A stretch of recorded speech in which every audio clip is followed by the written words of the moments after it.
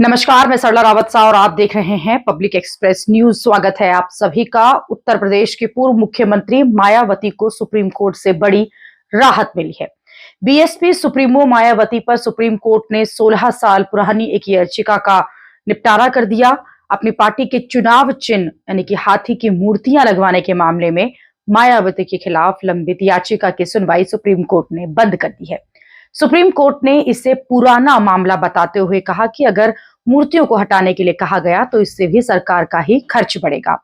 मायावती पर मुख्यमंत्री रहने के दौरान सरकारी खजाने से करोड़ों रुपए खर्च करके अपनी और बीएसपी के चुनाव चिन्ह हाथी की मूर्तियां बनाकर लगाने का आरोप लगाया गया था। याचिका में ये पैसे मायावती और बहुजन समाजवादी पार्टी से वसूले जाने की मांग भी की गई थी। यह याचिका मायावती के मुख्यमंत्री रहते हुए 2009 में रविकांत नाम के एक वकील और सामाजिक कार्यकर्ता ने दाखिल की थी। याचिका में लखनऊ, नोएडा समेत राज्य के कई जिलों में बने हुए अलग अलग स्मारकों पर सवाल उठाया गया था।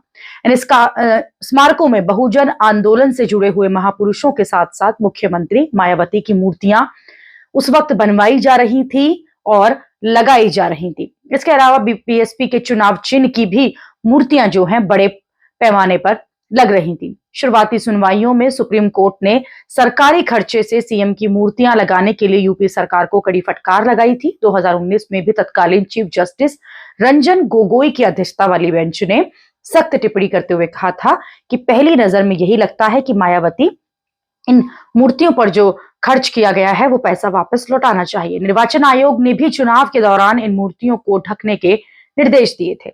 मायावती ने सुप्रीम कोर्ट में हलफनामा दाखिल करते हुए कहा कि मूर्तियां जनभावना के आधार पर लगाई गई थी। उन्होंने इसे दलित आंदोलन और बसपा के संस्थापक कांशीराम की इच्छाओं से जोड़ते हुए कहा कि विधानसभा में चर्चा और बजट पास होने के बाद ही ये काम किया गया।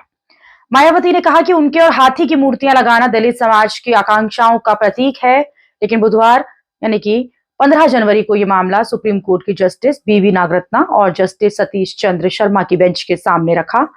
बेंच ने इसे पुराना मामला बताते हुए खत्म कर देने की मंशा जताई। याचिकाकर्ता रविकांत के वकील जो पेश हुए अशोक कुमार सिंह ने यहां कहा कि इस मामले में सरकारी पैसे का दुरुपयोग हुआ है। इस पर बेंच ने कहा कि अगर ये मूर्तियां हटाई जाएंगी अब तो उससे भी सरकार का ही खर्च बढ़ेगा और पुराना मामला समझते हुए इस मामले को बंद कर दिया गया।